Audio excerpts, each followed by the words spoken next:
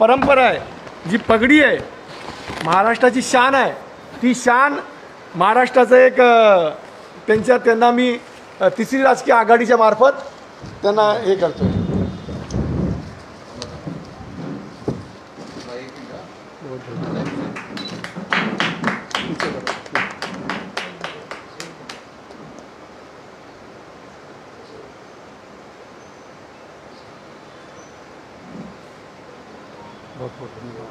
एक महाराष्ट्राची संस्कृती परंपरा म्हणून आपण पाहुण्यांना मान सन्मान देतो. तसाच महाराष्ट्राची शान असलेली पगडी फुल्यांची ती आपण दिलेली आहे. मी मूळ मुद्द्यावर येतो. तिसरी राजकीय आघाडीच्या संदर्भात आपल्याला माहिती आहे की देशामध्ये 2 आघाड्या आहेत. एक काँग्रेस प्रणित आघाडी आणि एक BJP प्रणित आघाडी. आणि तिसरी आघाडी जी आहे, जी 6-7 महिन्यापूर्वी आपल्याला माहिती असेल की महाराष्ट्रामध्ये 6-7 महिन्यापूर्वी तिसरी राजकीय आघाडीची स्थापना झाली होती. स्थापना करण्याचा प्रयत्न झाला होता. त्याच्यामध्ये कोण होतं? जास्त करून जनता दल असेल, शेकापा असेल, समाजवादी पार्टी असेल, शेतकरी कामगार पक्ष असतील, लाल निशाण असेल, कम्युनिस्ट असेल, अशा पक्षांनी एकत्र येऊन 6-7 महिन्यापूर्वी तिसरी राजकीय आघाडी स्थापन केली होती. पण कालांतराने त्यावेळी मी पण BRSPचे माने ते पण त्याच्यात होते. 12 पक्ष होते. आम्ही 13 म्हणून आमचं नाव दिलं होतं OBC एंटी पार्टी ऑफ इंडियाचं. आणि आम्ही त्या बैठकीला पण गेलो होतो. परंतु आपल्याला माहिती आहे त्याच्यानंतर त्या आघाडीची शक्ल झाली. जनता दल जो प्रमुख घटक होता तो BJP प्रणित आघाडीमध्ये गेला. समाजवादी असेल, RJD लालूंचा असेल तो इंडिया आघाडीत गेलं. अशा तऱ्हेने ती आघाडी कोलॅप्स झाली. मग आम्ही विचार केला की छोटे छोटे जे राजकीय पक्ष आहेत ह्या महाराष्ट्रातले, त्या छोट्या छोट्या पक्षांना एकत्र करून एक जनतेला तिसरा पर्याय उपलब्ध करून द्यायचा आहे. कारण तिसरा पर्याय काय आम्ही उपलब्ध करून देतो आहे आपल्या लक्षात येईल की मतदान किती होतं अजूनपर्यंत ते लोकसभा आणि विधानसभेचं, मी स्थानिक स्वराज्य संस्थेचं बोलत नाही, लोकसभा आणि विधानसभेचं मतदान फक्त 60% होतं, 50% होतं. म्हणजे 40% मतदार आहेत, मतदान करतात ते काँग्रेसच्या विरोधात मतदान आहेत, ते BJPच्या विरोधातले मतदान आहेत. आणि त्यांना पर्याय नसल्या कारणाने ह्या देशामध्ये मी प्रामुख्याने पुढाकार घेऊन OBC एंटी पार्टी ऑफ इंडियाचा अध्यक्ष संजय कोकरे, मी पुढाकार घेऊन छोट्या छोट्या पक्षांना एकत्र घेऊन तिसरी राजकीय आघाडी आम्ही स्थापन केली आहे. आणि आम्ही कुठला मुद्दा घेतले आहेत? आम्ही विकासाचे मुद्दे घेतले नाही. आपण बघितलं 1952 सालापासून जर बघितलं तर कुठल्या मुद्द्यावर निवडणुका झाल्या आहेत आज तागायत, तर मग ती विकासाच्या मुद्द्यावर झाली आहे, मग ती भ्रष्टाचाराच्या मुद्द्यावर झाली आहे, मग ती महागाईच्या मुद्द्यावर झाली आहे, मग ती बेरोजगारीच्या मुद्द्यावर झाली आहे, मग ती कायदा सुव्यवस्थेच्या मुद्द्यावर झाली आहे.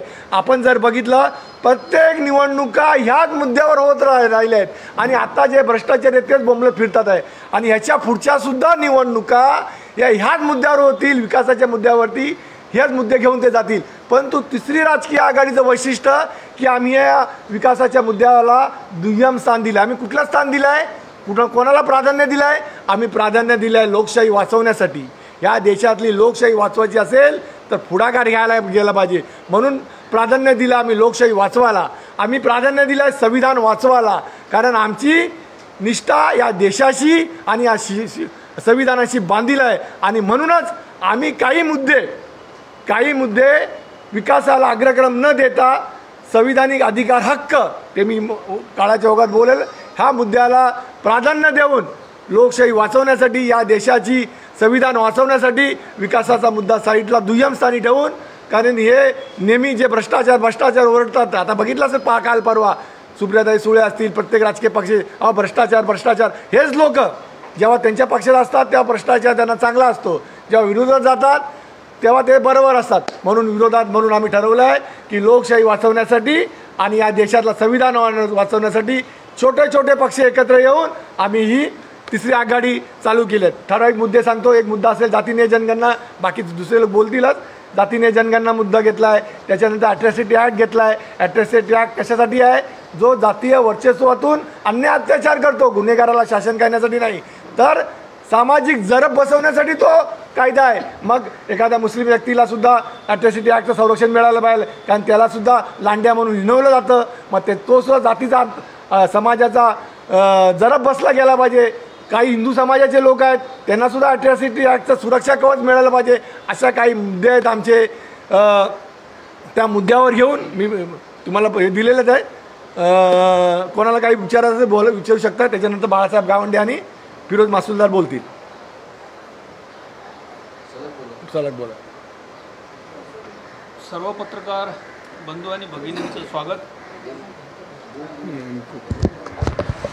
मित्रांनो, मी बाळासाहेब गावंडे, लोकस्वराज्य पार्टी या पार्टीचा राष्ट्रीय अध्यक्ष. दिले सर्वांना दिले. आम्ही ही जी तिसरी आघाडी स्थापन केलेली आहे, आम्ही ही जी तिसरी आघाडी स्थापन केलेली आहे याचं कारण असं आहे की या देशामध्ये ज्या दोन आघाड्या आहेत, एक सत्ताधारी आघाडी आणि दुसरी महाविकास आघाडी, या दोनही आघाड्यांनी या देशातला जो बहुसंख्य असा बहुजन समाज आहे, या बहुजन समाजाच्या समस्या कोणत्याही सोडलेल्या नाहीत. उदाहरणार्थ मी स्वतःचं घेतो. मी ओबीसी कम्युनिटीमध्ये येतो. या देशामध्ये ओबीसींची जनगणना जर झाली तर ओबीसी 65% आहे. परंतु इंग्रजाच्या काळामध्ये ओबीसींची जनगणना होत होती. 1931ला जनगणना झाली. पण भारत स्वतंत्र झाल्यानंतर काँग्रेसनी जो जनगणनेचा फॉर्मर ओबीसी कॉलम होता तो काढून टाकला. म्हणजे ओबीसींच्या मतावर काँग्रेसने निवडून जायचं, पण ओबीसीची जनगणना काँग्रेसनं होऊ दिली नाही. आज तागायत जिथपर्यंत आरक्षणाचा प्रश्न आहे, ओबीसीला 1990पर्यंत म्हणजे 40 वर्षापर्यंत 1% सुद्धा आरक्षण काँग्रेसने मिळू दिलं नाही. म्हणून काँग्रेस हा पक्ष ओबीसी विरोधी आहे हे स्पष्ट आहे. याशिवाय दुसरा जनगणनेच्या पलीकडचा मुद्दा आमचा असा आहे की बीजेपी जे आहे, बीजेपीचे केंद्रीय गृहराज्यमंत्री राय यांनी संसदेमध्ये सांगितलं की आम्ही ओबीसीची जनगणना करणार नाही. महाराष्ट्राचे स्टेट प्रेसिडेंट बीजेपीचे ते म्हणतात की ओबीसी जनगणना कायद्यातच नाही. बीजेपी सारख्या पक्षाच्या महाराष्ट्राच्या अध्यक्षाला कायदा माहीत नसावा यापेक्षा शर्मेची गोष्ट कोणती असू नये. जनगणना व्हावी हे 7व्या अनुसूचीमध्ये राज्यघटनेच्या क्रमांक 69 आणि धारा 246 मध्ये लिहिलेलं आहे. तरी बीजेपीचे बावनकुळे साहेब ओबीसींची, जे स्वतः ओबीसी आहे, ओबीसींची दिशाभूल करतात. आणि म्हणून हे बीजेपी आणि काँग्रेस पक्ष आमचे नाहीत. दुसरा माझा मुद्दा, आमचा मुद्दा आहे की या देशामध्ये सर्वात मोठा व्यवसाय जो आहे तो शेती आहे.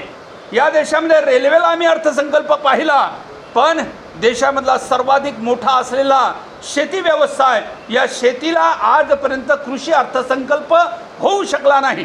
ज्या शेतीवर सर्वात जास्त, we have no any other culture, we have only culture and that is agriculture. Agri हे जर देशाचं कल्चर असेल आणि त्याच्यासाठी स्वतंत्र कृषी अर्थसंकल्प व्हावा हे आमचं म्हणणं आहे. आमचं म्हणणं असं आहे की ओबीसी एनटी समाज जो आहे हा गावखेड्यामध्ये राहतो, तो शिक्षणापासून वंचित होतो आहे. तालुक्याच्या जिल्ह्याच्या ठिकाणी गरिबीमुळे आपल्या मुलांना ते शिकू शकत नाही. म्हणून प्रत्येक तालुक्याच्या ठिकाणी आमच्यासाठी हॉस्टेल झालं पाहिजे. शर्मेची गोष्ट आहे की महाराष्ट्राची स्थापना 1960ला झाली, अजूनपर्यंत ओबीसीसाठी कोण्याही जिल्ह्यामध्ये हॉस्टेल सुरू झाले नाही. ही फार मोठी अवस्था खराब आहे. ते काँग्रेसनंही केलं नाही, बीजेपीनंही केलं नाही. त्यानंतर आमचं असं म्हणणं आहे की जिसकी जितनी संख्या भारी उसकी उतनी भागीदारी, या तत्वावर अकॉर्डिंग टू पॉप्युलेशन रिझर्वेशन या देशामध्ये मिळालं पाहिजे हे आमचं म्हणणं आहे. जिथपर्यंत शिक्षण अतिशय महत्त्वाचं आहे, गाव तिथं शाळा, आणि त्या शाळा समान शिक्षण आणि मोफत शिक्षण या आधारावर शिक्षण दिलं पाहिजे. आरोग्यासाठी शासकीय रुग्णालयाद्वारे सर्व प्रकारच्या आरोग्य सुविधा सरकारी स्तरावरून आम्हाला मिळाल्या पाहिजे. EVMच्या द्वारे निवडणुका नको, बॅलेट पेपरनेच ते व्हायला पाहिजे. आणि ओबीसी खास करून जे आहे यांच्यासाठी स्वतंत्र आर्थिक विकास महामंडळ स्थापन व्हावे, त्यांच्यासाठी त्या प्रमाणामध्ये बजेटरी प्रोव्हिजन करावे. हे मुद्दे आम्ही घेऊन चालत आहोत. आणि हे मुद्दे बीजेपी, आता राहुल गांधी म्हणतात की आमचं सरकार आलं तर आम्ही जनगणना करू. अरे पण तुम्ही हे जर म्हणत असाल तर तुमच्याच पक्षाने जनगणना केली नाही. तो मुद्दा कालचा झाला, पण आज तुमचे सरकार काही राज्यामध्ये आहे ना. जर बिहारमध्ये ओबीसींची जनगणना स्वतंत्रपणे होऊ शकते तर मग हिमाचल प्रदेशमध्ये तुमचं राज्य आहे, तुमचं तेलंगणामध्ये राज्य आहे, मग या राज्यामध्ये तुम्ही बिहारच्या धर्तीवर जनगणना का करत नाही. याचा अर्थ असा आहे की राहुल गांधी ओबीसींसोबत धोका देत आहे, म्हणून महाविकास आघाडी असो किंवा हे बीजेपी प्रणित असलेली आघाडी असो, ह्या दोनही आघाड्यांनी आम्हाला धोका दिलेला आहे. आणि म्हणून कोकरे साहेबांच्या नेतृत्वामध्ये सर्व इतर जे राजकीय पक्ष आहे, खास करून महाराष्ट्रामधले, आम्ही एकत्र आणले आणि येणाऱ्या काळामध्ये आम्ही धडा दाखवून देऊ. ओबीसींची 65% लोकसंख्या आहे. मी विदर्भामध्ये आहे, विदर्भामध्ये मराठा नाहीत, 70% कमीत कमी ओबीसी आहे आणि ओबीसीच्या मताशिवाय आम्ही सरकार बनवू देणार नाही आणि यासाठी आलेलो आहोत. सध्याची परिस्थिती अशी आहे की चंद मच्छरों ने सागर की संपदा चुरा ली, कांटों ने माली से मिलकर फूलों की कुर्की करवा ली, अरे आने को तो आई आजादी, हमें है उजाला बंदी. आम्हाला काहीच मिळालं नाही आणि म्हणून लोकशाहीमध्ये संवैधानिक भारत राष्ट्र निर्माण करण्यासाठी तिसरी राजकीय आघाडी माननीय कोकरे साहेबांच्या नेतृत्वामध्ये आम्ही निर्माण केलेली आहे. या आघाडीला आपण सहकार्य करावं असं आवाहन करतो. धन्यवाद. सर्व पत्रकार बंधूंना स्वागत करतो तिसऱ्या आघाडीच्या या मुंबईतल्या पहिल्या पत्रकार परिषदेमध्ये. मित्रांनो, तुम्ही जे मुद्दे ऐकलात आता ते संभावित सारे मुद्दे घेऊन आम्ही महाराष्ट्रात जात आहोत. आमच्यासोबत आलेली 22 पक्ष, 9 संघटना महाराष्ट्रभर या विचारांसाठी, जसं कोकरे साहेबांनी सांगितलं, गावंडे साहेबांनी सांगितलं की विकासाचा मुद्दा हा दुय्यम झालेला आहे.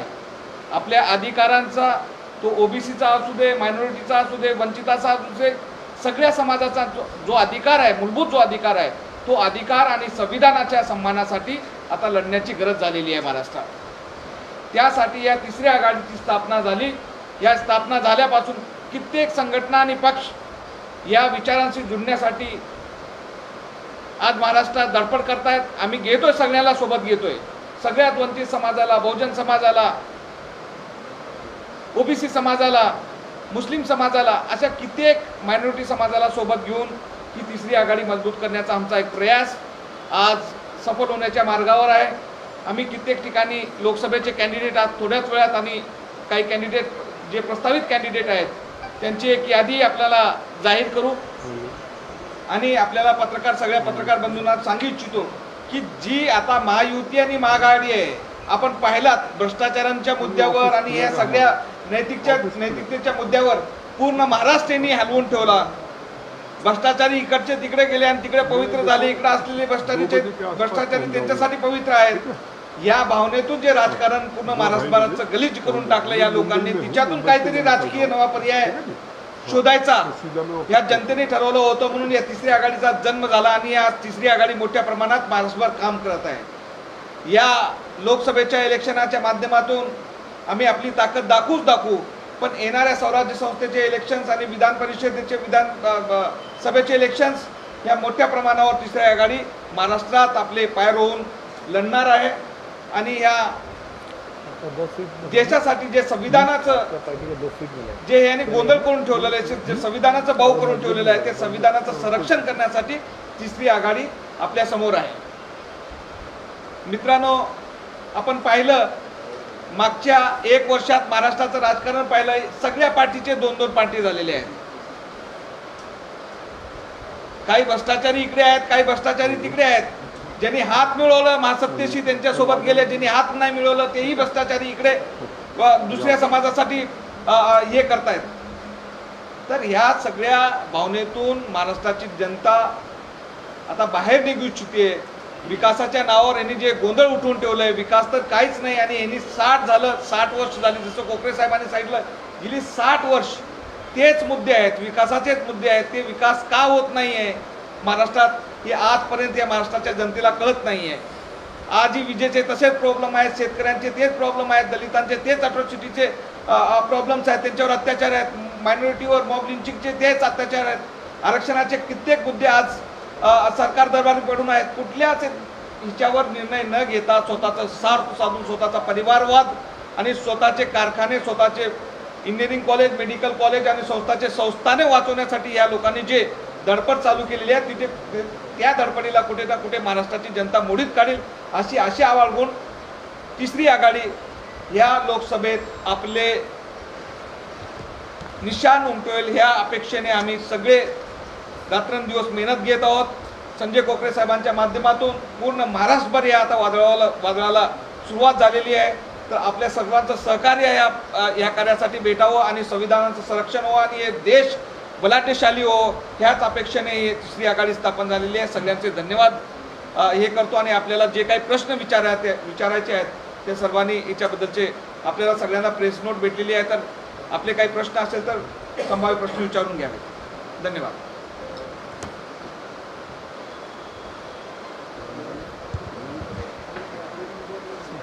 बोला. हाँ बोला.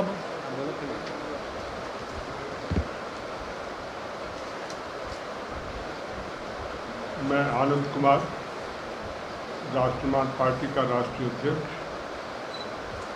आप सभी पत्रकार बंधुओं का स्वागत करता हूं, अभिनंदन करता हूं और जो हमारे साथी जो यहाँ मंच पर बैठे हैं और जिन्होंने एक संकल्प लिया है कि एक अल्टरनेटिव जो है महाराष्ट्र में हम देंगे या देने की कोशिश करेंगे.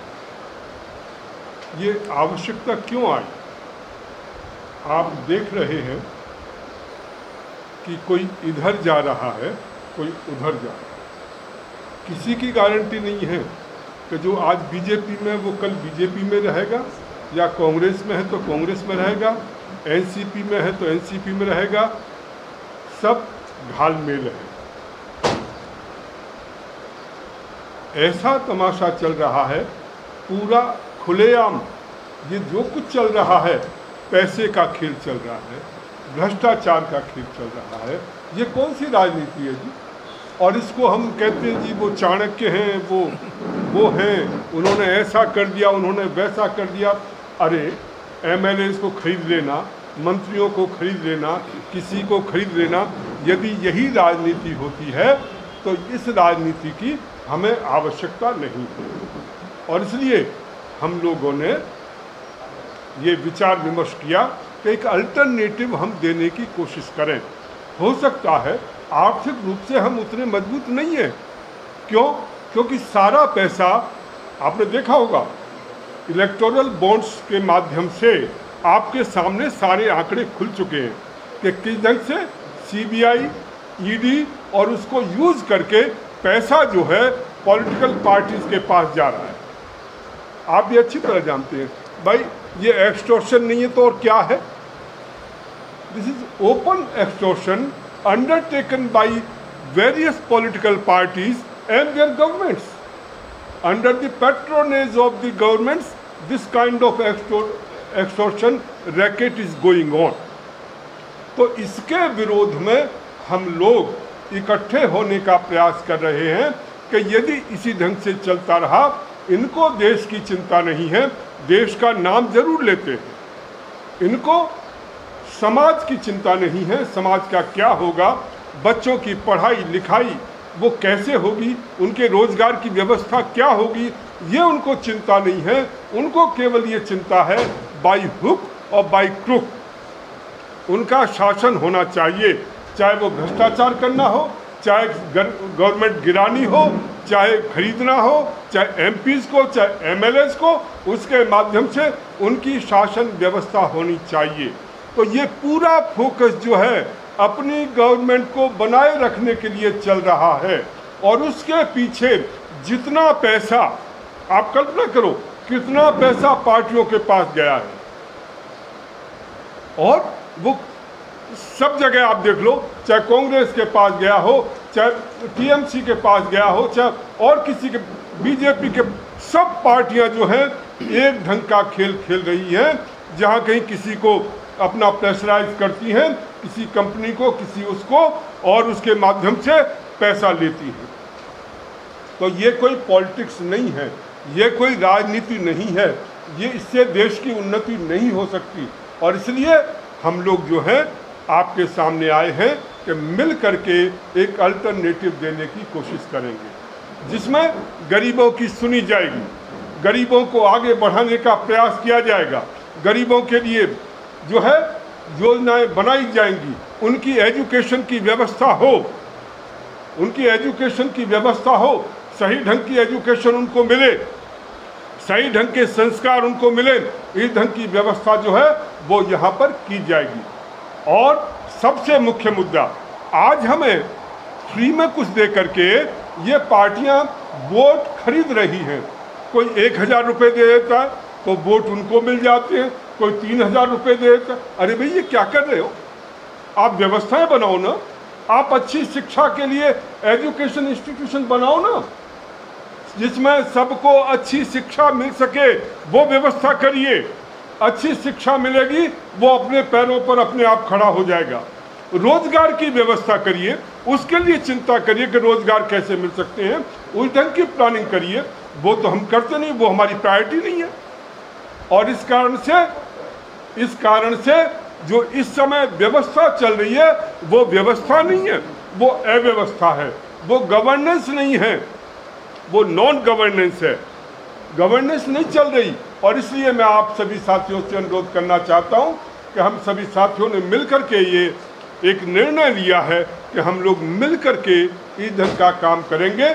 और राष्ट्रवादी पार्टी जिसका मैं अध्यक्ष हूं, उसका अपना एक नारा है, एक नारा है कि सबकी उन्नति में अपनी उन्नति, अर्थात सबका जब विकास होगा सबकी उन्नति होगी। उन्नति का मतलब केवल सड़क पानी नहीं है, उन्नति का मतलब ह्यूमन सेंट्रिक डेवलपमेंट, कि भाई आपका जो बच्चा है, आपका जो नौजवान है, उसे हम किस ढंग की एजुकेशन देंगे, किस ढंग के संस्कार देंगे, वो सिस्टम कोई पार्टी नहीं करती, कोई चिंता उनकी नहीं करता कौन क्या हो रहा है, कौन क्या बन रहा है, किस ढंग की एजुकेशन मिल रही है, उसकी किसी को चिंता नहीं है। इसलिए ह्यूमन सेंट्रिक डेवलपमेंट वो हमारा एक मुद्दा है, महत्वपूर्ण मुद्दा है कि ठीक है रोड्स बनाओ, सड़क बनाओ, सब कुछ बनाओ, परंतु उसके साथ साथ हमारे बच्चे किस रास्ते पर चलेंगे उनको गाइड करना भी हमारी रिस्पॉन्सिबिलिटी है। वो हम गली के गुंडों के ऊपर नहीं छोड़ सकते कि वो गली का गुंडा जो है वो उसको सिखाता है क्या करना है क्या नहीं करना, या जो कॉलेज और उस स्कूलों में जो वहाँ के जो दादा लोग हैं वो सिखाते हैं कि उनको क्या करना है क्या नहीं करना। अरे टीचर्स को सिखाना चाहिए, माता पिता को सिखाना चाहिए, शासन व्यवस्था को सिखाना चाहिए कि हमारे बच्चों को किस ढंग से उनका हमें निर्माण करना है, किस दिशा में ले जाना है, ये शासन की जिम्मेदारी होती है और वो हमने छोड़ दिया है।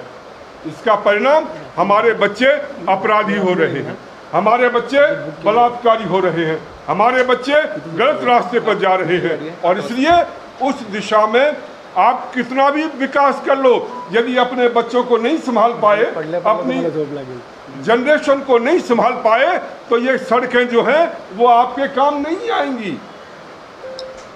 तो इसलिए इस ढंग से हमारा अपना चिंतन है, उस चिंतन को लेकर के हम चल रहे हैं। आपसे बात करने का अवसर मिला, इन साथियों से मुलाकात करने का अवसर मिला, मैं आप सभी का बहुत बहुत आभारी हूँ, धन्यवाद करता हूँ कि आपने मेरी बात को ध्यान से सुना। धन्यवाद।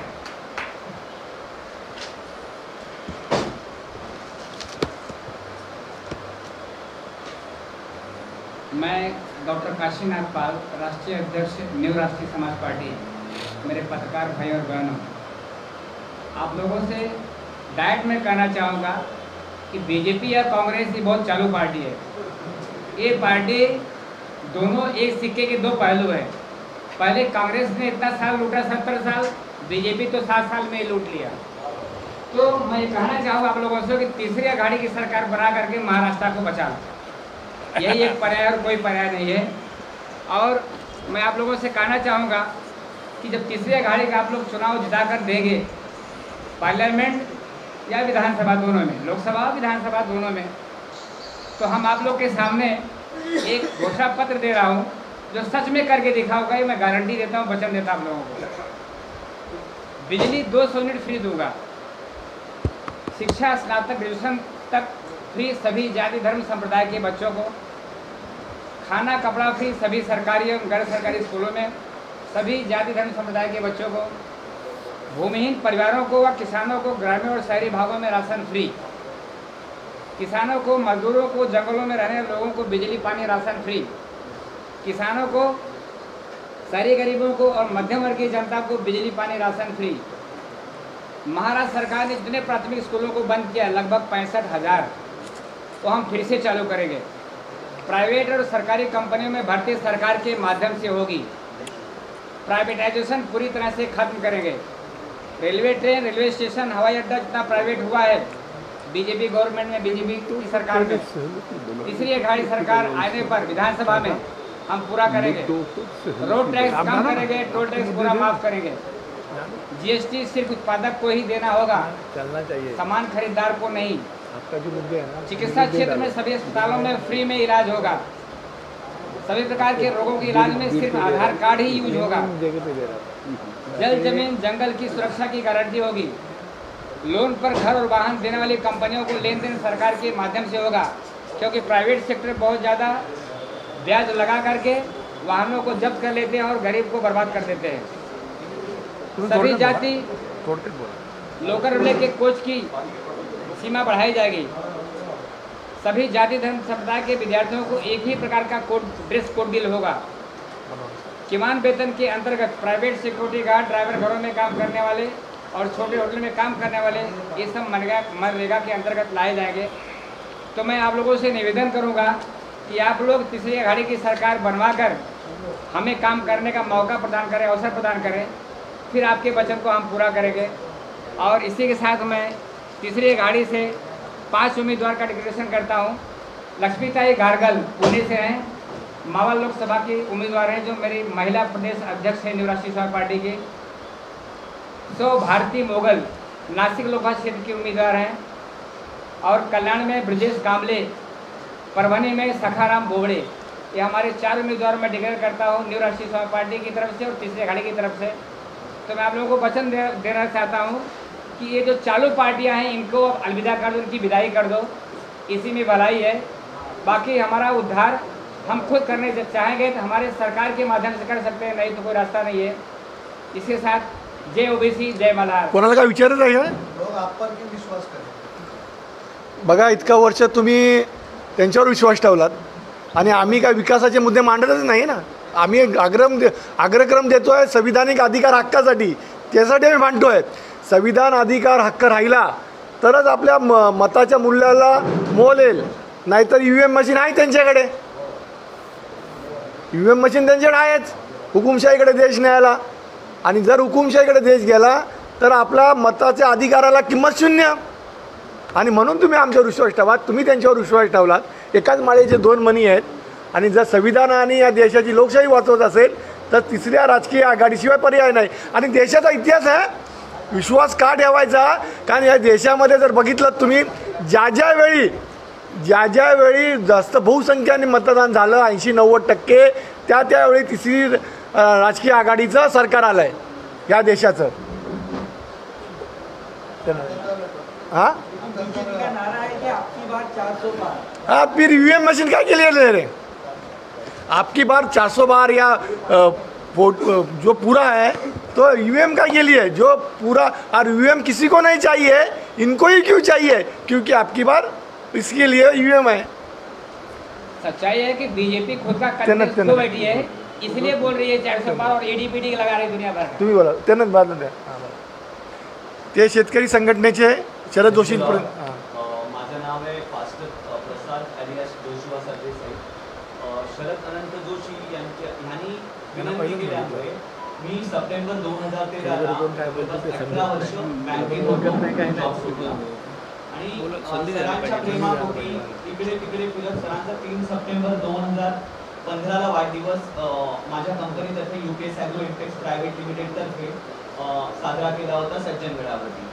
And that was the last speech of him in my program. आणि जर तुम्हाला माहिती असेल की 12 डिसेंबर 2015 मैं त्या दिवशी सर मृत्यूमुखने डेड झाले, स्वर्गवासी झाले।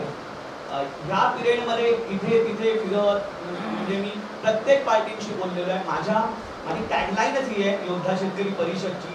मला काही लोकांनी विचारलं परिषद का, म्हटलं जोवर शेतकऱ्याच्या मागे रोडच्या ठिकाणी करोडपती लागत नाही तोवर म्हटली अविरत विचारांची परिषद मी म्हणतो ना आपण वॉकिंग मुवमेंट.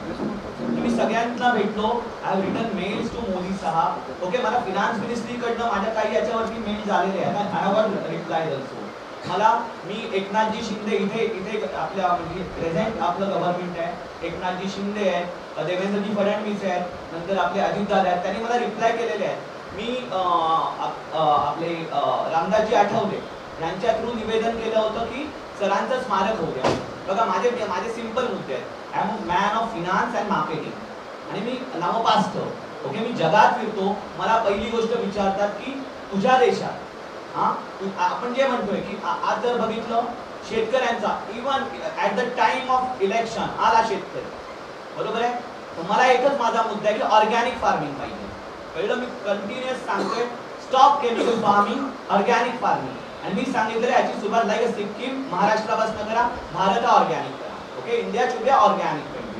सेकंडली मी मुद्दा मांडलाय हा शरद जोशींचं स्मारक होऊ द्या, कारण त्या व्यक्तीने त्याग केलेला आहे. आज जेनेवातनं आलेल्या IAS ऑफिसर आणि प्रत्येकाला माहिती, I don't want to mention you about Sharad Anant Joshi. You people are know him more than me. Then second मुद्दा मी हा घेतलेला की शहरांचा जो वाढदिवस आहे 3 सप्टेंबर त्याला शेतकरी तंत्रज्ञान दिवस म्हणून साजरा करावा. हा एक मुद्दा शेतीविषयी माझा आहे. Okay, then about Christianity. तुम्हाला माहिती आहे काय चाललंय सध्या, मला बोलायची गरज नाहीये. Because we people, okay, minorities जर बघितलं आपण, we people are only 4%. Okay, Sikhs आले, ख्रिश्चन्स आले, other minority. Then why not this is the right time now that we have to speak. मी ऍक्च्युली सांगतो, माझी बहीण सिंगापूरची हे झाले, मी नागरिकत्व सोडत होतो, भारताचं नागरिकत्व सोडणार होतो. माझे विदेशातील जे मित्र आहेत काय त्या लोकांनी मला सांगितलं की तुझ्या देशात चाललंय काय, टेस्ट द लॉर्ड काय चाललंय. मग ह्या वेळेला आता आमच्यातर्फे एक आम्ही उभा केलेला आहे, म्हणजे मी सगळ्यांशी बोलतोय. तर आम्ही सुनीलांना डोईजडनं नांदेडमधनं सीट दिलेली आहे. त्याच्यानंतर महिला जर तुम्हाला मी अजून एक सांगतो, महिलांविषयी बोलताना मोदी साहेबांनी सांगितलेलं 4 महिन्यात वुमन्स प्रोटेक्शन बिल आणतो, त्याचं काम झालेलं नाहीये साहेब. काय मला ही सगळी मोठी लोक आहेत आणि मी माझ्या बोलण्याची मर्यादा संविधानात ठेवून बोलतो. आज जी भाषा चालली, हा जो दर्जा चाललाय काय, we call it as a जे म्हणतात ना की आज जगाचं लक्ष लागलं आपल्या डेमोक्रेसी आणि what language this people are speaking. काय चाललंय हे बघा. मी I have got high regards for Modiji. Okay, माझा प्रत्येकाविषयी हा रिगार्ड आहे. But what is the language people are speaking even in Maharashtra. Aurangzeb हे ते काय चाललंय तमाशा हा लोकशाहीचा. त्याच्यानंतर एक मला सांगा, धूम्रपान सिगरेट बंदी व्हायलाच हवी, सिगरेट बंदी ही व्हायलाच हवी, हे मी एक सांगितलेलं आहे. त्याच्यानंतर अजून एक शेवटचे 2 मुद्दे आहेत आमचे. रेल्वे तुम्ही बघितलंय, भिकारी जे असतात बेगर्स, ओके, तुम्ही दिल्लीला जाऊन या बेगर्स असे मागे लागतात. दिस फॉरेन पीपल आर कमिंग. तुमची आपली अर्थव्यवस्था कधी वाढणार जेव्हा टुरिझम वाढेल. हे बेगर्स हा इश्यू हा व्हायला पाहिजे. यासाठी आमच्याकडनं तुम्ही म्हणजे पत्रकारच आहे ती दमयंतीताई जगताप, ती इच्छुक आहे उभं राहायला. तिची स्वतःची महिला सशक्तीकरण पार्टी आहे सर. ओके, त्याच्यानंतर माझा शेवटचा मुद्दा मी जो बोललो की संविधानात जी भाषा आहे ती भाषा वापरा. आणि असं काही नाही, सगळे मी सगळ्यांना विचारलं म्हणजे तुम्ही उभं राहा. अरे हा पैशाचा बाजार आहे. म्हणजे पैशाचा नाही, आता विचारांचा बाजार दाखवूया, विचारांचं वादळ उचलूया, म्हणून या विचाराने एकत्र होऊ काय. आणि मला एवढं म्हणजे माझे बरेच पत्रकार मित्र आहेत, मी इथे जास्त नसतो पण साताऱ्यात वगैरे तुमच्या प्रगतीताई पाटील लोकमंचच्या, राहुल तपासे स्टार माझा, सगळे ते नोज मी पर्सनली. ओके, आणि मी सगळ्यांना भेटले, माझे प्रत्येक पक्षात ओळखीचे आहेत. मी त्यांना सांगितले मी उभा राहणार. Thank you very much.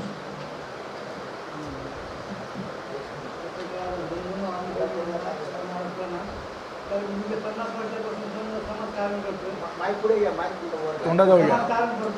म्हणजे काय पाहिजे आज आजकाल आम्हाला भारतीय संविधान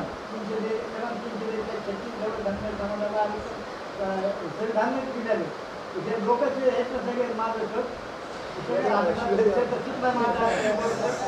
रागाने बोलतो माझं चुकी माफ हे लोक आहेत ना हे आतापर्यंत नुसतं भिजून ठेवले झोपाची काय गरज नाही ना साहेब. तुम्ही ठेवायचे नाही ना, त्यासाठी मी स्वतः पक्ष काढला आणि मी स्वतः उभा राहिलो. कारण की आमच्या इकडं माझ्या पंकजाताई जे बीड मतदारसंघाचं नाव सांगा. बीड मधनं उभा राहणार आहे. तर मी काय करणार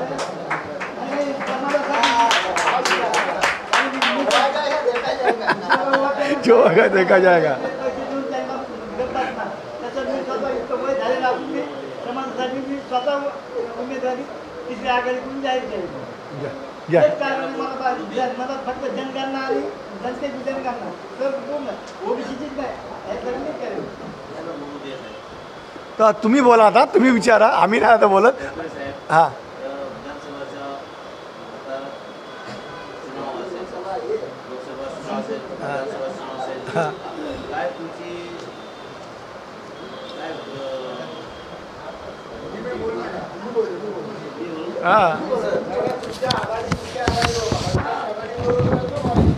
बघा, आम्ही जेव्हा तिसरी शब्द वापरतो तेव्हा दोघी आघाडी व्यतिरिक्त आमची आघाडी संपला विषय. त्याच्यातच उत्तर आलं आमच्या नावातच. चुनाव कसं आहे माहिती आहे का, प्रत्येक वेगवेगळे पक्ष आहेत आपल्याकडे. समजा आता माझ्या पक्षाचा समजा मेणबत्ती असेल, शिटी असेल, प्रत्येक पक्षाने आपापल्याकडे चुनाव निवडणूक आयोगाकडे चिन्ह मागितलेलं आहे. ते मिळेल तेव्हा प्रत्येक पक्षाचा अलग अलग.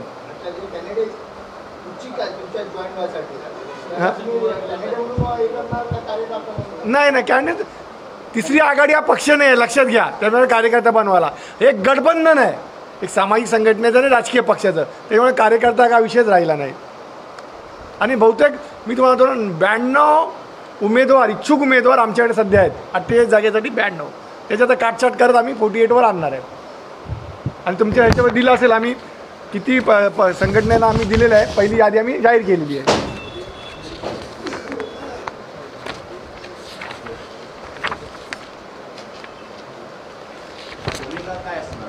भूमिका मुद्दे मांडलेत आम्ही. जातीने जनगणना असेल, EVM बॅन असेल, असे काही मुद्दे आम्ही मांडलेलेच आहेत.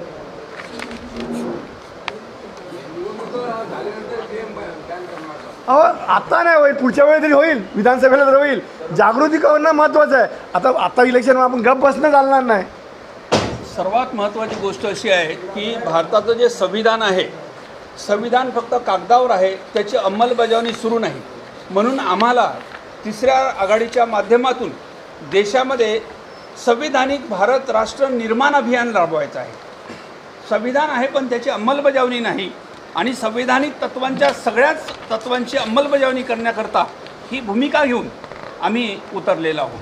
लेकिन सर एक तरफ राहुल गांधी भारत जोड़ो न्याय की शुरुआत हुई और वो पूरे देश भर घूम के लोगों को इकट्ठा कर रहे हैं बीजेपी को हराने के. उसके बीच में आपकी तीसरी आघाड़ी, क्या लगता है कि कांग्रेस में सेल लगाने का काम कर रही है? देखो, सेन लोग तो उनका ही आदमी लोग कर रहे हैं. अभी अशोक राव चौहान कौन है? तीसरी आघाड़ी है, उनका ही है. ए टीम बी टीम उनके अंदर ही है. हम लोग तो ओपन चैलेंज ही ओपन उतरे तीसरी राजकीय आघाड़ी. सेन तो वही लगा रहा है, हम लोग नहीं है. हम लोग खुद का हमारा वोटर है. इसका फायदा बीजेपी? नहीं नहीं नहीं नहीं, ऐसा कैसे बोलते हैं? अभी समझो चुन के अशोक चौहान का फायदा किसका हो रहा है? कौन वोटिंग किंवा समजलं नाही. कसला झगडा? तिसरी राजकीय आघाडी ही कोणाची ए टीम पण नाही, कोणाची बी टीम पण नाही आहे. आम्ही जेव्हा एक मिनिट, बीजेपीवाले आम्हाला बोलतात की ते काँग्रेसची बी टीम आहे, अमक्याची बी टीम आहे. काँग्रेसवाले बोलतात तमक्याची टीम आहे. आम्ही अमक्याची पण नाही आणि आम्ही तमक्याची पण टीम नाही. आमचं एक स्वतंत्र अस्तित्व आहे, जे लोकशाही वाचवण्यासाठी पुढे आले आहेत, जे संविधान वाचवण्यासाठी. नाही नाही नाही नाही, स्वतंत्र मतदार आमच्या ओबीसी जास्त करून प्रामुख्याने. एक ये जो आपने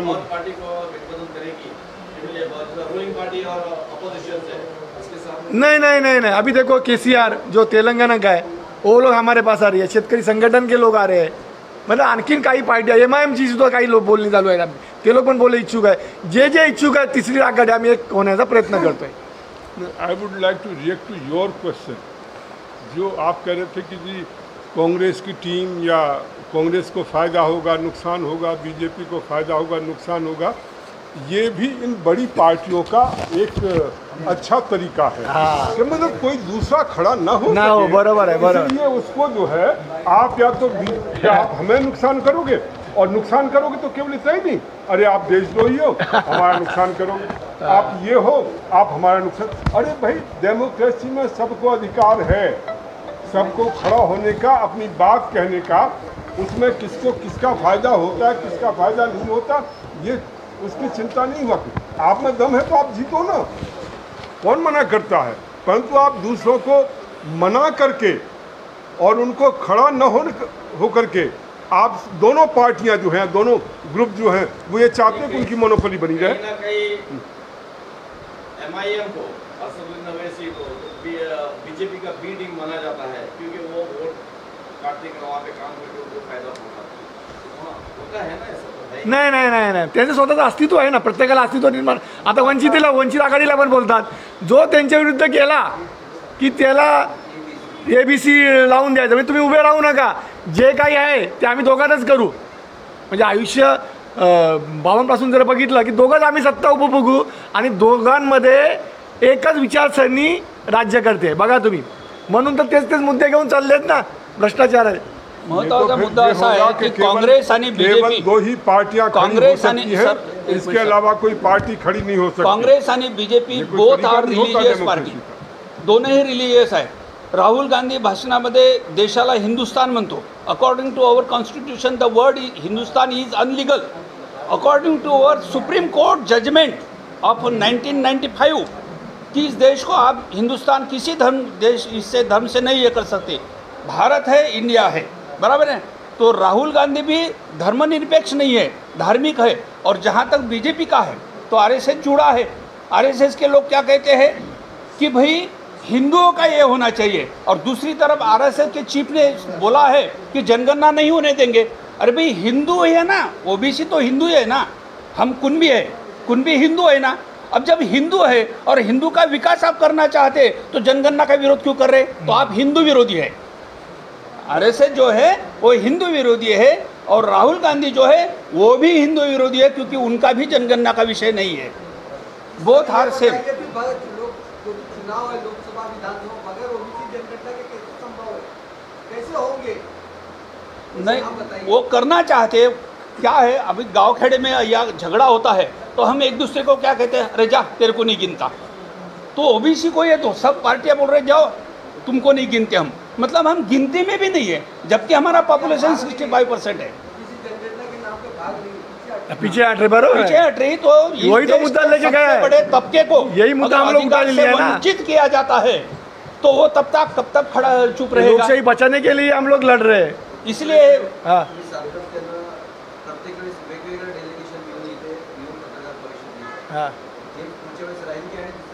गेल्या वेळी पण हेच होतं, त्यावेळी मुद्दे नव्हते। आमचा मुद्दा गेल्या वेळी तिसरी राजकीय आघाडीची स्थापनेचे होते, त्यावेळी आम्ही मुद्दे दिले नव्हते, आज मुद्दे दिले त्यावेळी। चेहरे बघा, आता KCR पक्ष जर आला आणि मुद्दे आम्ही काय थांबवलं नाही, जे येतील आमच्या बरोबर त्यांना घेऊन, आणि जे नसतील त्यांच्याशिवाय तिसरी राजकीय आघाडीची वाटचाल यशाच्या दिशेने चालू राहील। म्हणजे आपण कोणाला विरोध नाही करायचा आहे, जे येतील त्यांना नवीन चेहरे असतीलच। आता पुढच्या मीटिंगला बाळासाहेब यवतमाळहून आले, ते नसतील, हे दिल्लीवरून असतील, त्यांना टाईम नसेल, नवीन चेहरे असतील। मी मुंबईचा प्रॉपर आहे तर मुंबई मी असेल।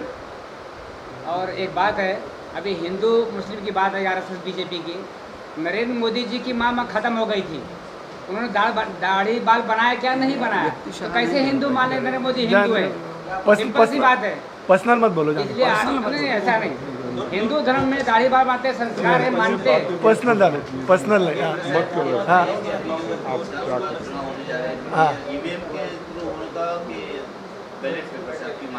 बैलेट पेपर से होना चाहिए। म्हणून आम्ही आता जनजागृती करतोय। आम्हाला माहिती होणार नाही, पण विधानसभेला तरी काहीतरी असर होईल लोकांच्या, म्हणून आम्ही तो मुद्दा घेतलाय।